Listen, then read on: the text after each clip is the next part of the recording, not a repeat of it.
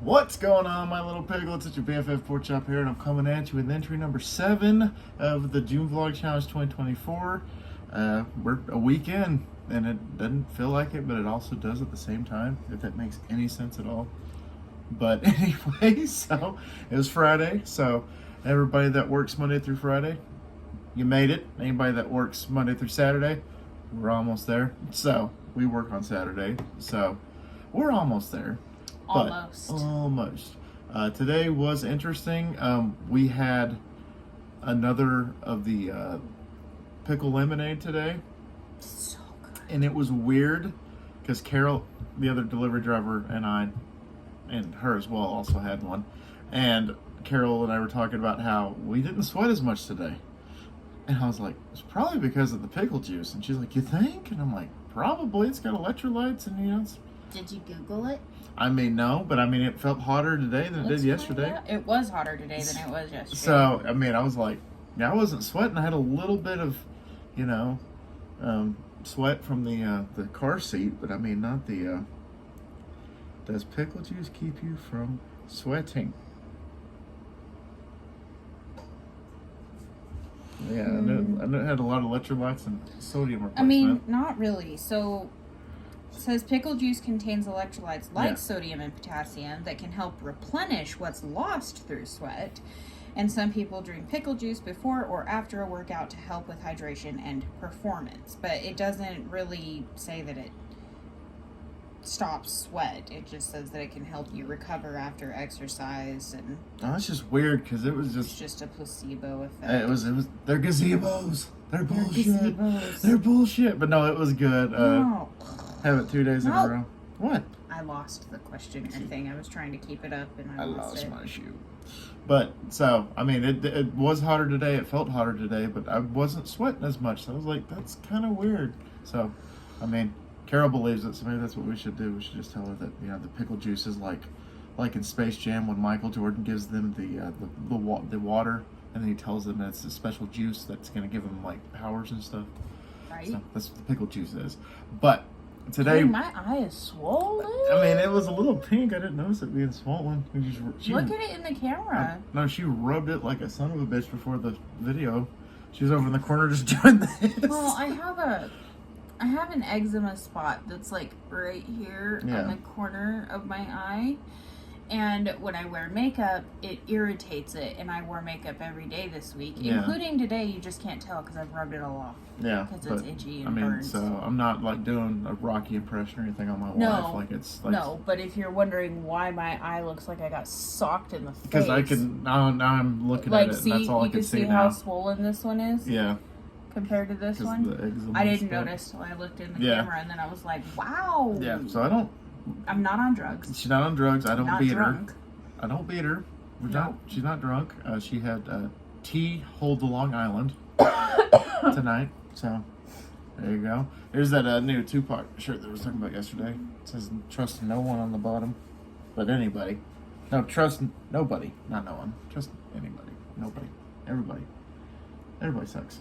That's true. Regardless, did have a couple interesting things happen to me today. One was the potatoes. So 2 days in a row, I've gone to Wendy's to get her a couple of potatoes and to get if me. If you haven't had the breakfast potatoes from Wendy's, you're missing out because they are slapping. And they do have a 2 for $3. And currently, right now, they have a another $3 combo that comes with a English muffin and a side of potatoes for $3, and you can get bacon or sausage or egg on it, and I think that's how you do that. So that's a good deal if you guys want to do that. That's what I did last time. She's sweepy. She's also been playing cowboy for the past couple hours. So yeah, I'm playing the first Red Dead Redemption. People keep asking me if it's chronological. I swear I'm educated. She's educated. She's tired.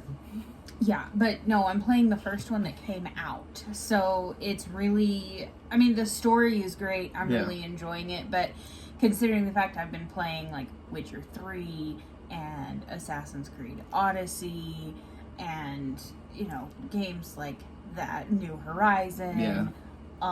She's getting used to the pew-pews. Well, I played Far Cry 6. Yeah, that's true. But it's not even so much getting used to the pew-pews as it is getting used to the older gameplay. Yeah, Because PS3. I didn't used to like open worlds at all. The No. first open world game that I ever gave a chance was Assassin's Creed Odyssey. And You love that one. I did love that one, and I'll probably play it again. The problem is that when I remember the story so well, I have a hard time doing the second playthrough. Like, I know lots of people love doing New Game Plus and stuff like that, and I totally get it, but the story is what drives me in the games. Mhm. And so if I remember the story and I remember what the decisions I make, how they impact the story, I have to wait a while before I can play it again. The only one that I have successfully played a full second playthrough of is The Witcher 3, and that's because the first playthrough that I did, I got literally the worst ending She you could did. possibly I get, witnessed and I it. was mad because I thought I made all the right decisions. So then I went back through and played it again and got the best ending, in my opinion. But anyway, so I'm trying to get used to, and my dad says that Red Dead 2 is a lot better I've about it, but heard the same it's thing. really clunky Yeah. in comparison to those. And like the glitches keep getting me really bad. Like he was witness to multiples I this seen it. weekend. But, Or this evening, this I weekend. def- Oh my god, the weekend hasn't They even haven't started. even started. But I did find out that the game is actually older than we thought it was. It came out in 2010. So it's older When than did we I thought. think it came out? We thought it was 11 or 12, but it came out in 2010. That explains So the clunky. it is a 14-year-old video game. Of course, it's not as clunky as what Dad's playing right now. Oh yeah, no, your dad's playing Dad- Baldur's Gate. The which very is first way Baldur's Gate, older the than one that was made for PC. Yeah. And is now She PlayStation. got on the PS4. But yeah, so yeah, 2010 video game. I'm thinking about some of the games that I played in 2010. I'm like, yep, I remember the clunky gameplay. I remember her during one of the cut scenes, like he just like is shiling, like, hey, y'all didn't need to do that. It was funny. And then on one of them, if you've played it, you'll remember I was trying to get into. I was in Mexico. I was trying to get into a fort. I can't remember which one. And you have to like ride a wagon in El full of. Presidento. El Yeah, I mean, Presidente. I knew I was trying to go get Allende, but I can't remember which fort it was. And you're supposed to jump off the wagon, and the wagon's supposed to go straight into the building and explode. Yeah, every going time. left, kept going left, It kept going left. And then I would die. And I was like, I don't understand what's happening. Because I was doing it exactly when the stupid screen told me to do it, because I care more about the story than I do the gameplay, so I usually play on normal or story mode, because if I die too many times, I get mad. And I don't even just rage quit for a minute, I'll just quit the game, because I want to hear the story. I Yeah. like the interactive story part of it, that's what's important to me. The other stuff's cool, Yeah. but that's what's important. And so with story mode on Red Dead, it's like the tutorials never turn off. They're like permanently there. But if I turn off tutorials, then it doesn't tell me what I need to do the next time I need it to. Yeah. So it's, anyway, I kept jumping off when it was telling me to jump off. He saw Yeah, I me. saw It it. would come up at the bottom, jump off. I'd hit triangle, and then the wagon would go kabunk. And then even he would be like, all right, John, now, or do it now, or jump right now. And then she would do it, and then it would just go to the left, or she'd set herself on fire, she'd blow up. Like, it's like, I literally, as she was figuring it out, I looked up a YouTube video on how to properly do it. And she's like, oh, I got it. I'm like, oh, never mind. I'm just going to close out of that. She figured it out finally, because it took her Thanks. like 5 attempts. And I did But- the same thing. The time that I finally got it, I did nothing different than I No. did. I mean, it's not hard. You push triangle. And you It's jump like off. it's not like a combo. You don't even pick which direction you jump off. You don't control the wagon when you get to that point. You just hit triangle. I know, It's not complicated. Reminded me of a more complex version of what you do in San Andreas. You hijack a stretch limo with a guy and his girlfriend in the back, and you're supposed to drive it off the dock Oh. and bail out at the last minute, and they drown in the water.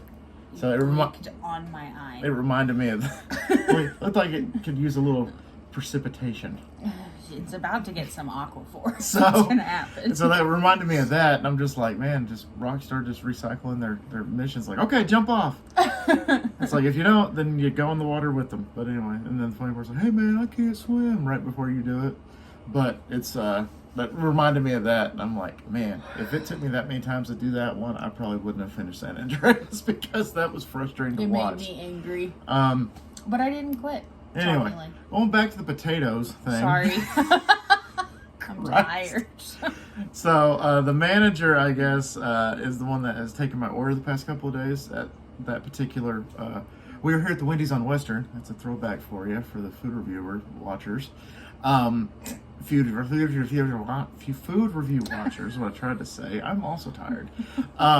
But first time I was like, yeah, I'll take 2 of your 2 for 3s with just the potatoes across the board. And she's like, you want 4 of them? And I'm like, yeah, I'll take all 4 of them. And she's like, oh, okay, pull to the next window. And I get there and she looked at me and she's like, I have to ask, are you going to eat all these? I said, no, I'm not going to eat all these. I promise you I'm not going to eat all these. She said, oh, okay. I was like, they're for the people. The people asked me to go get them the potatoes, and I get the potatoes for the people. And she's like, oh, okay, well, have a nice day, enjoy your flower day, or whatever. She saw the van. I was like, oh, your flowers, cool. And then today it was the same thing, except a different lady took my order, but the manager was at the window to take my money. And so she was like, there you go again with the potatoes.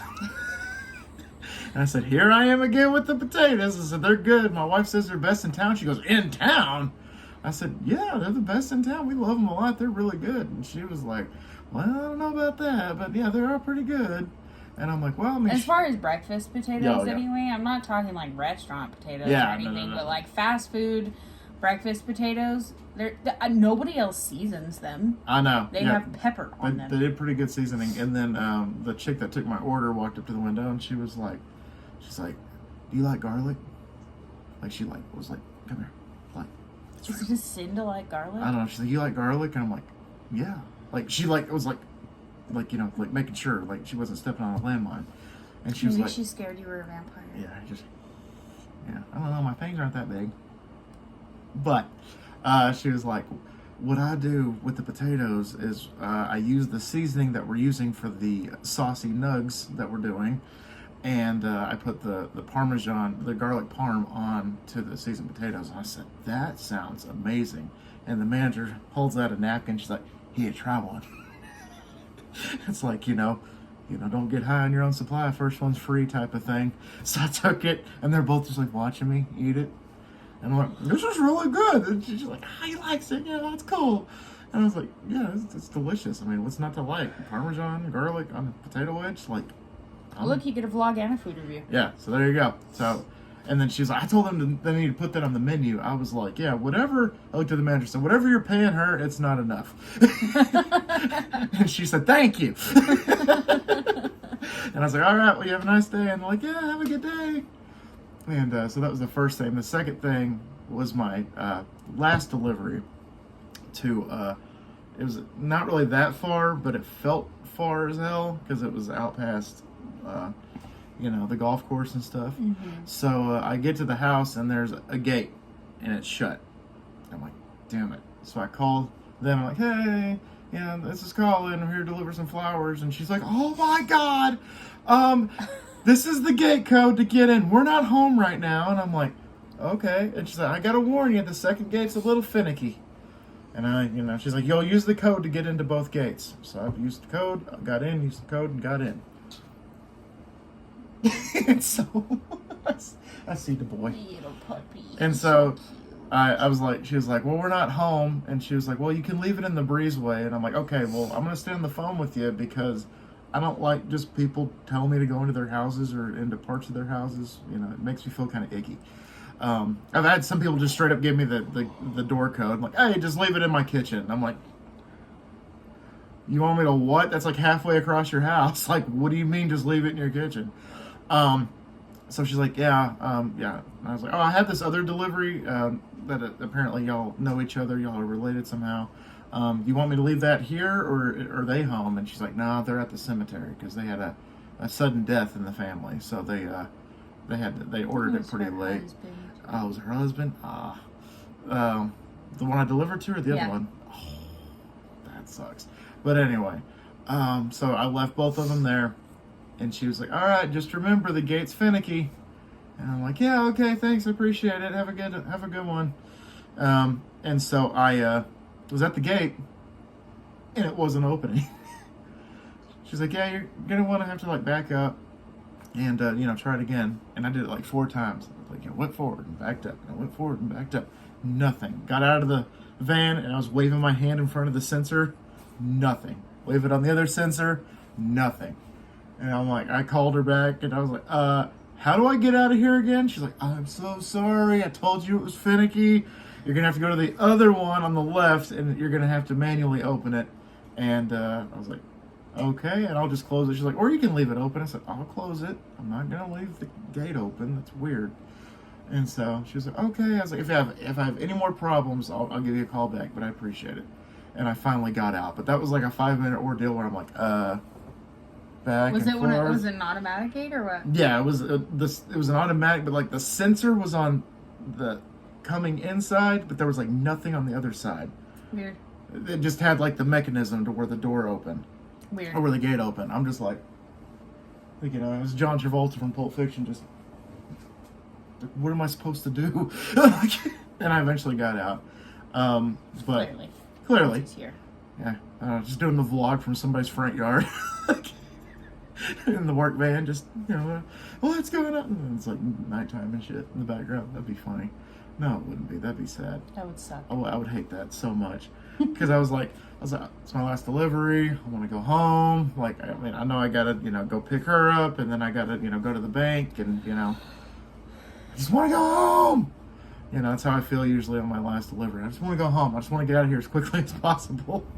But I did get out, and so that was the interesting thing. Oh, one more other thing I wanted to talk about before we got to that was I watched. You're very chatty today. I am very chatty, but you're usually the chatty one. That's true. So I'm gonna take advantage of this. So yesterday, I told you there was something that I forgot to mention yesterday, and I remember. Paul Stanley did his first interview since Kiss retired. First sit-down interview. So I listened to that yesterday, and he apparently, because December 2nd was the last Kiss show, and he said from December 2nd to about a week ago, he didn't pick up a guitar the entire time. He said, like, I have one that's on my bedside. He's like, but I have not picked up a guitar in 6 months, 7 months. And he said one of the reasons is I kind of psyched myself out. And he said my biggest fear is that I would pick up that guitar and I would automatically just miss the 50 years of everything that I've done in the last 50 years, because they've been touring nonstop for 50 straight years. And so he was like, but if I picked up a guitar, I'm just like, I love this, And so that was good. He was talking about how the interviewer asked, what is your favorite thing about Gene? And he paused. And I at first was like, oh. Hey Stanley, I noticed you did a little pause there. And he says that his favorite feature is how honest Gene is, and how Gene can own up to his mistakes, and how that's a very big, trait to have as a human being, to like, oh yeah, you're right, I screwed up, or I wasn't in the right headspace, or whatever. He said because it's something that I've worked for 50 years. He said when it comes to having a relationship with your best friend, and of course I lit up. I was like, Gene and Paul are best friends. But anyway, he said it's something that you have to work on, and it doesn't take like a weekend or like a year. He's like, you have to work on these things with your best friend, which we've been doing for 50 years. Because apparently people were saying that they would go like months without talking to each other, and even during tours they wouldn't say a word to each other except on stage. And it was just Paul just kind of like assuring, like, no, we're still friends, we still got this. But I thought that was great that he sat down and did an actual interview for the first time since December, and that was good. And it was also the lady that interviewed him was also the last one to interview him after he got off the stage on December 2nd. she was the first one to interview him, and she's the first one to interview him now. But yeah, so I thought that was cool that, you know, Paul Stanley came out of like hiding, because Gene went straight back to like the stage. Gene's touring right now with a solo band, so it's just kind of like Paul's just like, yeah, I'm just gonna sit at home in my house in California with my wife and kids. So anyhow, all right, what's the question that we got for the day? It is, what is a book you loved and one you didn't? A book I loved and a book I didn't. Hey, He's cute. you ain't got thumbs, you can't thumb through a book. You're cute though. A book that I know, I freaking love him. He's so cute. A book that I absolutely loved. You guys couldn't hear that, but he just whispered. Hey, that's still going. Absolutely loved Green Lights, Matthew McConaughey's autobiography. I thought it was freaking phenomenal, absolutely phenomenal. And especially if you can find the audiobook version, it's him narrating his own book, and it's just like butter for your ears. It's good to hear. A book that I didn't like, and you know, this was not saying that it's a bad book. It's just my first time that I ever read it, I was like, what the hell? And that was Goblet of Fire. I read it, and it caused me to stop reading the rest of the Harry Potter books. I don't know why. His homie loves the movie. I know. I don't know why, but the first time I read because I read the first 4 books, like, all the way through, start to finish, page cover to cover. And it gets so much better after that. I know, but like just the, you know, with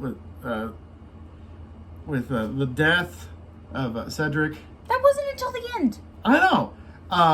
And, you know, Voldemort being back, I was just kind of like, this is a down ending. This sucks. Like, I mean... okay. Don't read Order of Phoenix then. Well, I mean... Or Half-Blood Prince. I knew... I mean, and then I eventually saw the movies with you. They pretty much all end on downers. It's like, I love it because it was a great interpretation. It was a meme I saw. It was like, Harry Potter, book 1 through 3. I'm Harry Potter. And then 4 through 7, I'm Harry Potter.